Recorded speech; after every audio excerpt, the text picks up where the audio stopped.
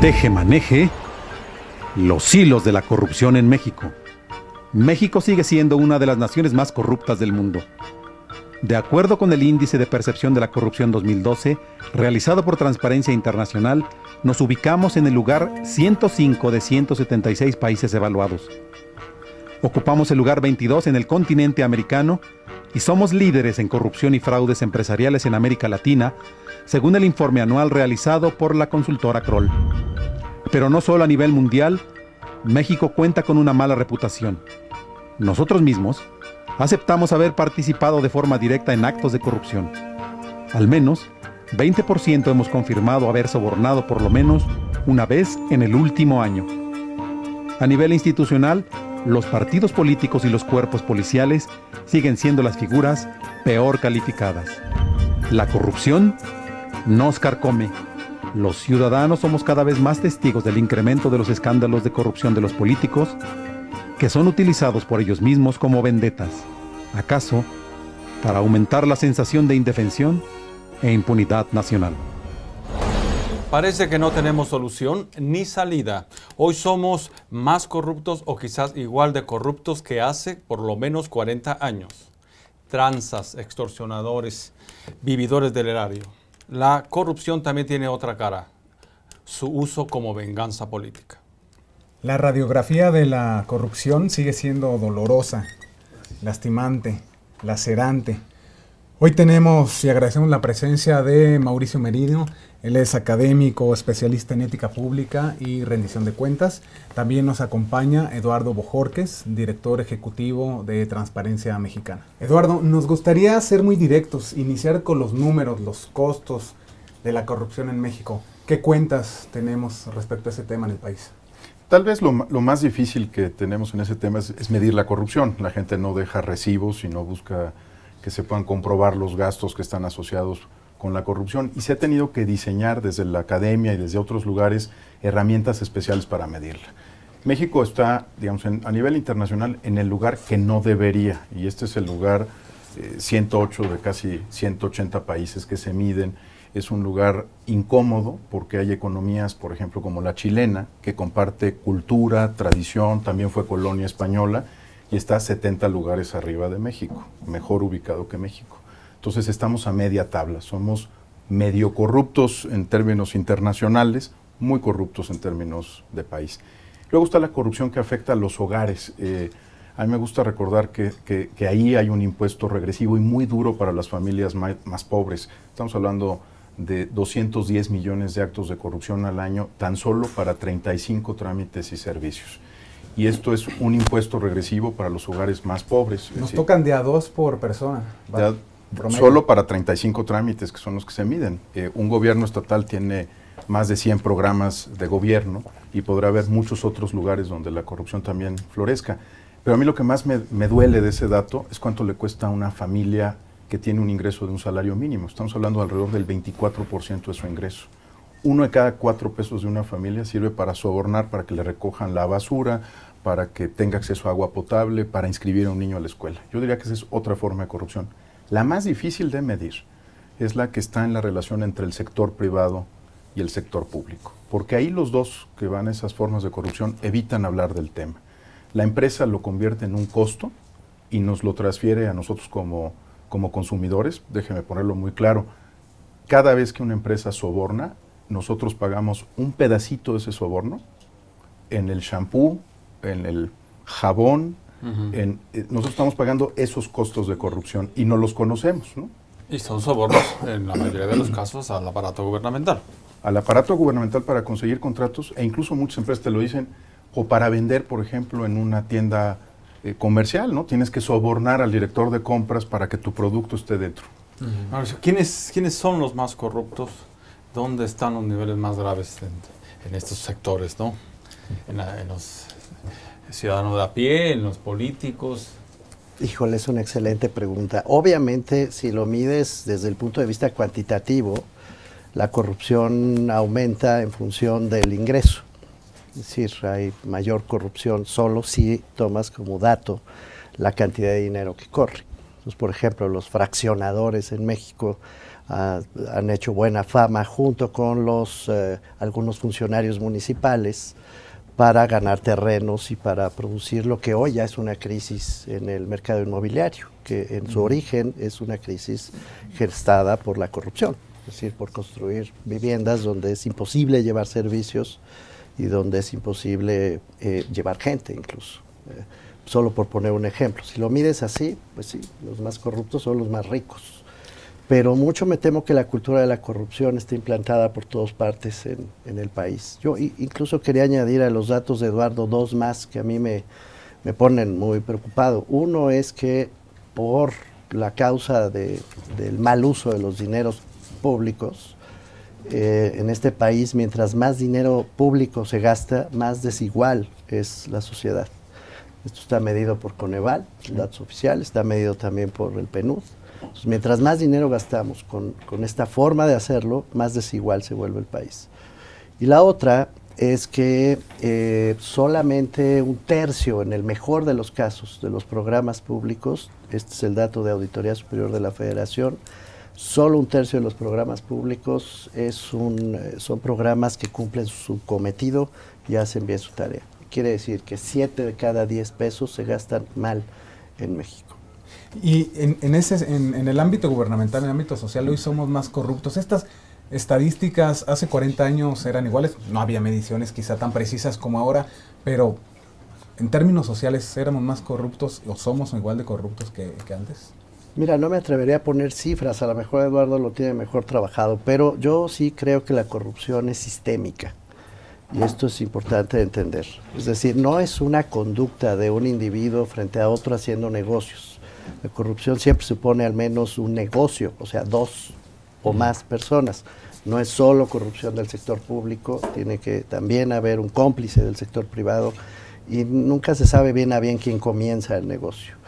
Pero si creemos que se trata de individuos corruptos haciendo negocios de manera aislada frente a una rutina de honestidad, estamos leyendo mal lo que está sucediendo. La corrupción en México es sistémica. Los mexicanos somos casi por naturaleza corruptos. Yo creo que no, y esa es parte de las buenas noticias en todo esto. En muchos estudios nos aparece que los mexicanos creen que está en el código genético de la mexicanidad ser corruptos, pero si, como dice el doctor Merino, estamos hablando de un sistema de corrupción, en realidad no tienes alternativa, Fernando. O sea, tú puedes estar bien educado por tu familia, te pueden haber dado, tenemos en el libro de texto, cultura de la legalidad, cultura de la transparencia, civismo, es decir, sabemos lo que está bien y está mal, pero como el sistema no te presenta alternativa, le entras. Cuando le dices, oiga, no soborne para inscribir al niño a la escuela, la cuota es voluntaria, si le piden, si le condicionan el ingreso, no lo haga, defienda su ética, le están diciendo que su hijo no va a entrar a la primaria. Es esa definición de corrupción sistémica la que nos hace pensar que los mexicanos somos corruptos por naturaleza. Y cierro el argumento. Cuando viene un finlandés a México, se adapta al sistema. No dice, los finlandeses somos honestos por naturaleza. O sea, ¿se vuelve corrupto el finlandés? Sin ninguna duda. ¿Sí? Y está probadísimo. Se van adaptando al entorno en el que viven. Ahora, esto del sistema, dices que es un sistema, que es una cultura. El regreso del PRI, y vamos a ponerlo directo, implica que que mejor preferimos ese nivel de corrupción que ya estábamos acostumbrados y por eso regresamos con un sistema que nos educó a ser corruptos, o que le favorece o que le ha favorecido esa cultura de corrupción al nuevo gobierno. Mira, yo creo que en términos de la transición política, y qué bueno que lo abres cuando decían, somos más corruptos ahora que antes, yo creo que la enorme diferencia es que hoy sabemos más de lo que está pasando. Lo que teníamos era una caja negra inexorable que cuando decidía, sacaba un escándalo de corrupción, cuando la caja negra del sistema político así lo decidía, decía, ahora nos vamos a ir contra fulano, y entonces venía el quinazo, ¿no? Y venía todo el aparato del Estado sobre el que se equivocó. Hoy, con las leyes de acceso a la información pública, ellos no controlan todo el debate público y por lo tanto nos enteramos de lo que está pasando a través de la Auditoría Superior de la Federación, o ves cómo está el exgobernador Sabines o el exgobernador Salazar o el de Baja California. Hoy tenemos más elementos, Fernando, para entender qué está pasando. No quiere decir que podamos controlarlo, quiere decir que sabemos más sobre lo que está pasando. Y no estamos volviéndonos más cínicos. Es decir, por más que sabemos, no seguimos igual, o parece que cada vez nos sorprenden con más escándalos y más noticias. ¿Cómo ves el comportamiento de los funcionarios respecto a la corrupción? Sistémica, de nuevo, es que no es trivial el concepto. Sí, uno puede hablar de cinismo en el sentido de la clase política que toma decisiones. Ahí sí, yo con gusto uso el adjetivo, porque los que dirigen las instituciones públicas, empezando por el presidente de la República, en este caso Peña Nieto, antes Calderón, pon el nombre que quieras, me parece que tienen la información suficiente, es más, nos consta que tienen la información suficiente para ir modificando ese sistema. Y a cambio, lo que nos ofrecen es perseguir corruptos, es decir, no modificar el sistema que produce la corrupción, sino meter a la cárcel a los corruptos, que son más bien el resultado de ese sistema. Con lo cual se vuelve y que en el sistema solo el gobernante es corrupto, cuando es cierto, pero también no hay un reflejo social, no hay un espejo en el que diga, bueno, todos vamos a tratar de evitar que este sistema no siga funcionando más. Es que no puedes ir, si quieres ir y convertirte en héroe, te vas a quedar solo. Repito la idea sistémica. Los ejemplos son tan sencillos como cómo llegas a una chamba. Pero en si tú quieres tener chamba, romper, ¿no? En algún momento tenemos que quebrar ese círculo. Sí, claro, tenemos. Bueno, ahora estamos contribuyendo en algo porque sabemos que todo el país nos está escuchando y prestando atención. Entonces, ahora, comentabas, lo dejó ver muy bien. Se están utilizando estos escándalos del presidente, los otros gobernadores, como vendetas políticas, es decir, les están ayudando nada más a arrinconar a sus enemigos políticos en lugar de avanzar en términos de ir en contra de un sistema. Reales, ¿no? Términos reales. Hace poco vino Nadezhda Ragaru, creo que estoy poniendo bien el nombre, es una búlgara, franco-búlgara de Sciences-Po, ¿no? Y nos dio una conferencia y hablaba del escándalo. Qué bonita cosa, nos explicó, hay otras fuentes, ¿no?, que coinciden en lo mismo.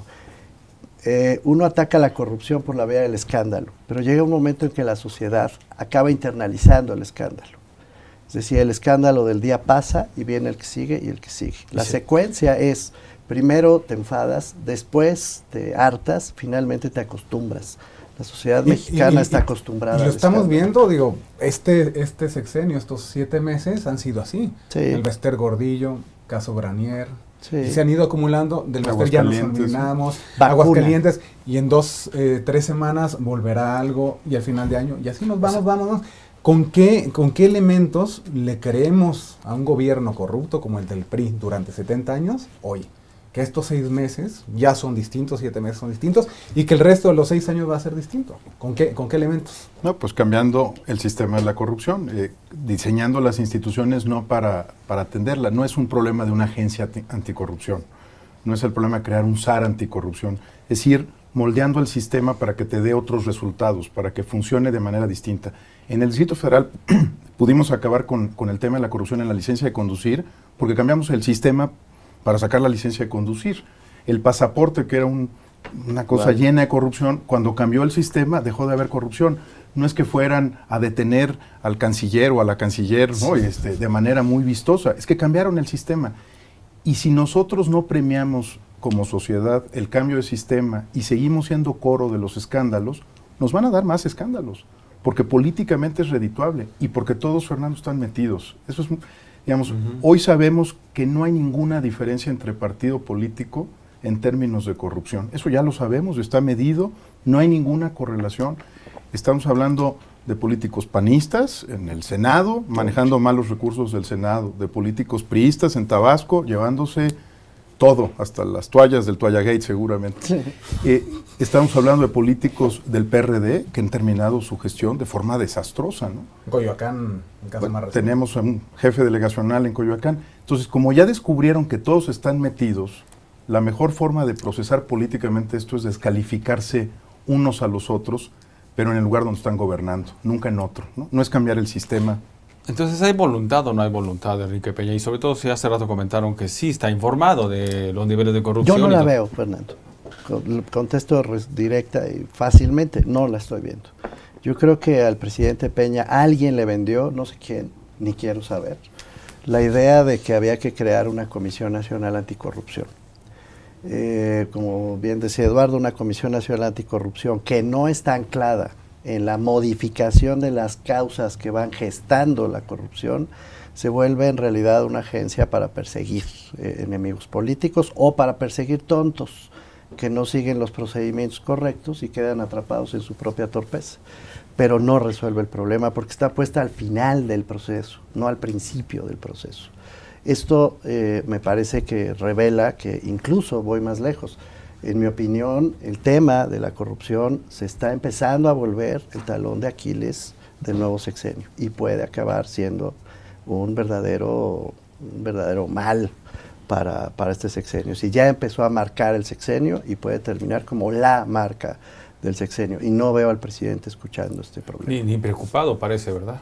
No, yo creo que él está preocupado por perseguir corruptos, pero insisto, el escándalo vacuna, es exactamente una vacuna. Mientras más escándalos de corrupción tienes, más vacunado estás frente al fenómeno. Estamos claros entonces que es una simulación, que tanto esta montaña que comenta Mauricio, en 6 años se va a convertir en la caída de esa montaña, o sea, esa avalancha, cómo va llenándose. Y el sello del gobierno, ¿qué dices? Y el sello del gobierno, lo más preocupante para el PRI, que en teoría se quiso alejar durante una campaña electoral de ese tipo de escándalos, ¿no? Yo creo que ahí hay otro tema que es importante y que le está pasando en gendarmería y en otros asuntos, y es que esta idea electoral muy poderosa de comprometerse a hacer cosas sin después reflexionarla y después construir la política pública se está volviendo muy peligrosa, ¿no? Entonces tienes que sacar una gendarmería porque está ante notario público. Tienes que tener una Comisión Nacional Anticorrupción porque fue lo primero que dijiste en Guadalajara en el primer acto de campaña.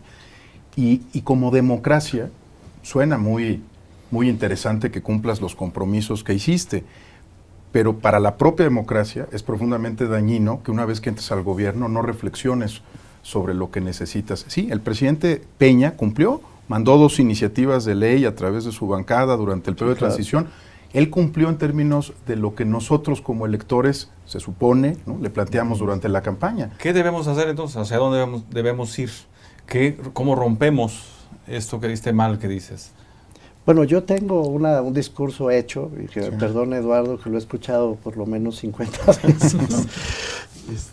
Yo creo que hay que construir una política articulada, completa y coherente de rendición de cuentas. Este es el antídoto. Creo que esa política pasa por cosas aburridísimas, técnicas, como construir archivos, como tener los documentos al día, como subir esos archivos en sistemas electrónicos día con día, tal que cualquiera de nosotros pueda llegar a ellos. Pasa por tener sistemas de asignación presupuestaria que sean no repartos del dinero público, sino verdaderos sistemas que incluye el capital privado, ¿no?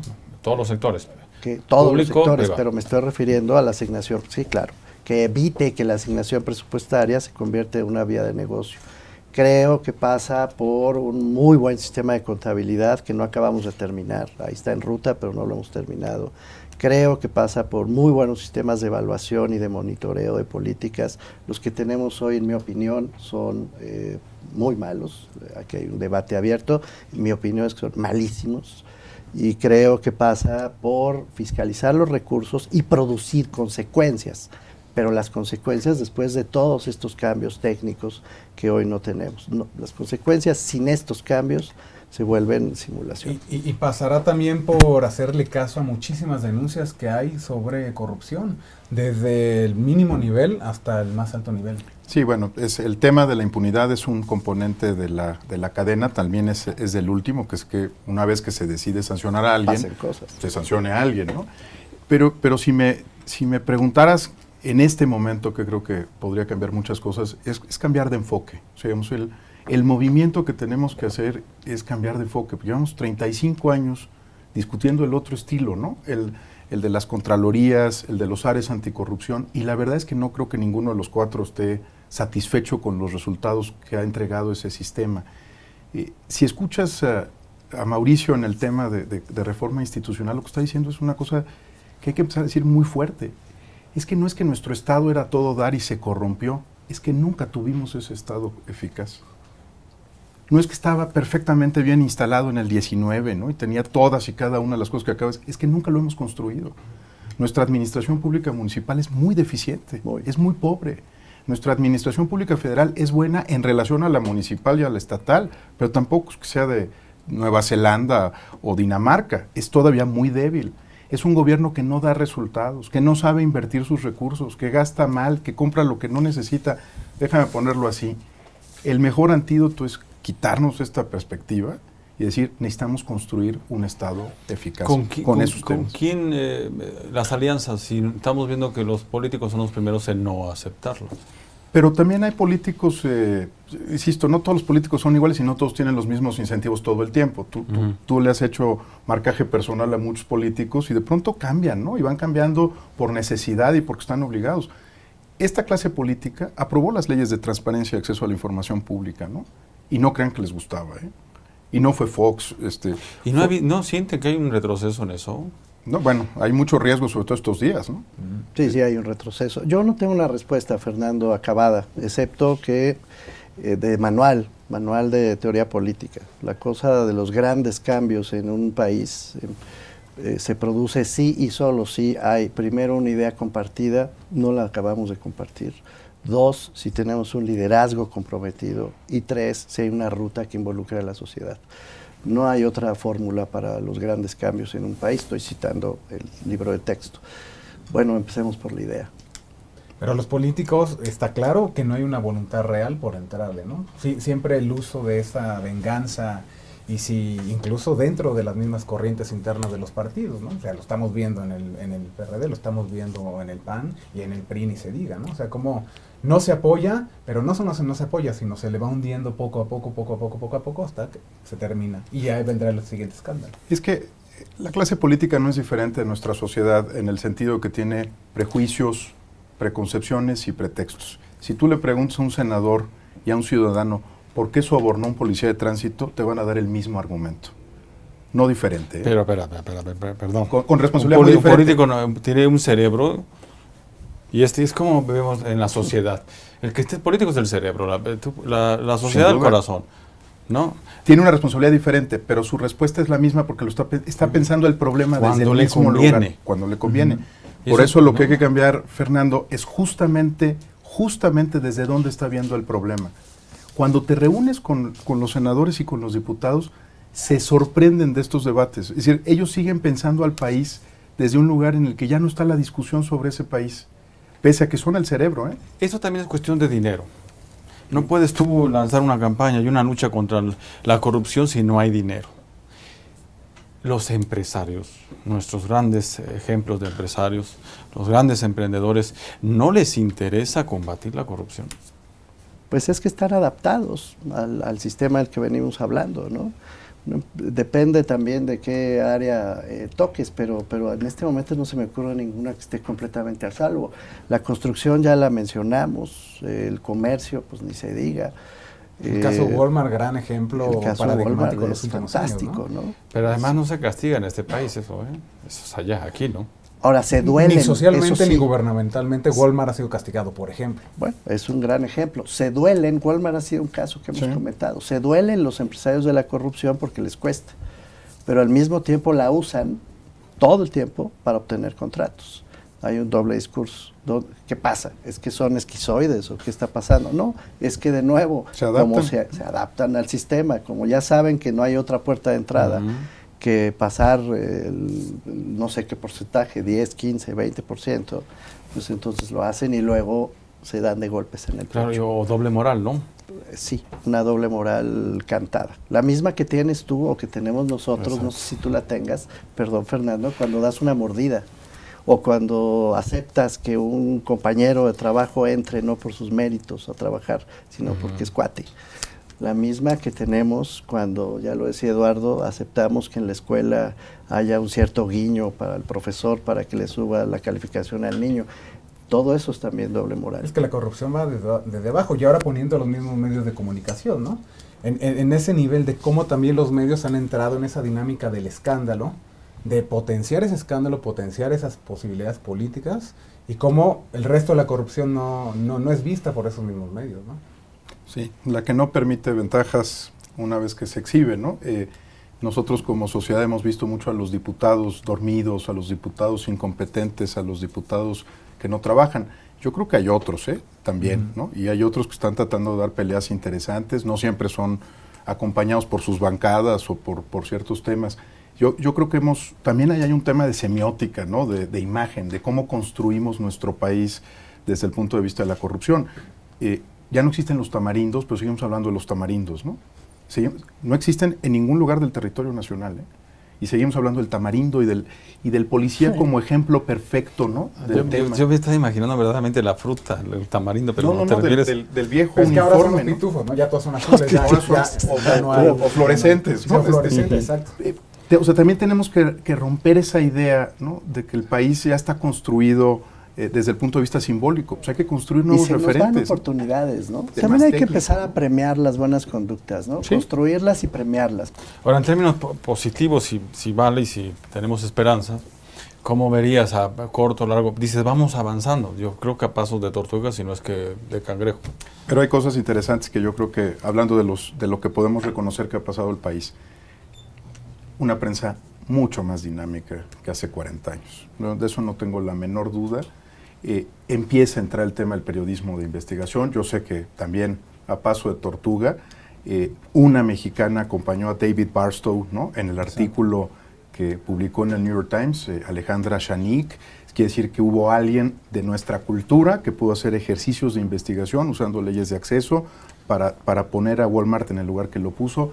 Una sociedad civil mucho más dinámica, todavía pequeña, todavía no en todo el territorio nacional, todavía no con la misma fuerza, pero a mí me hace sentir tan bien que haya Fundar, que está INCO, sí, que está GESOC, que se están metiendo en temas muy especializados, esos aburridos que no van a ser nunca las 8 columnas, pero con una intensidad y con un ojo crítico muy duro. Cortes de caca, ¿sí ven entonces entregando buenas cuentas al gobierno de Peña Nieto? No. ¿O no? 6 años.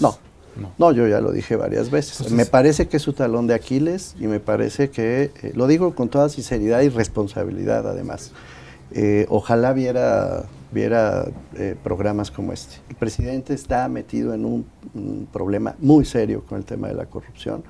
La salida que está ofreciendo no es la correcta y sí le puede dañar el sexenio gravemente. Entonces por ahí no viene la solución y este encuentro en 6 años, sino más por el lado de la ONG, de la sociedad civil y ni academia, tampoco los empresarios. De las dos, digamos, de un gobierno que entiende que tiene que cambiar de enfoque ya, y una que sociedad exigente, permanente, que le pone límites a esta idea de que puede proponer lo que sea y está bien. Sí, ¿no? podrá poner límites al Peña Nieto. Peña Nieto en el digo que es todo un gobierno.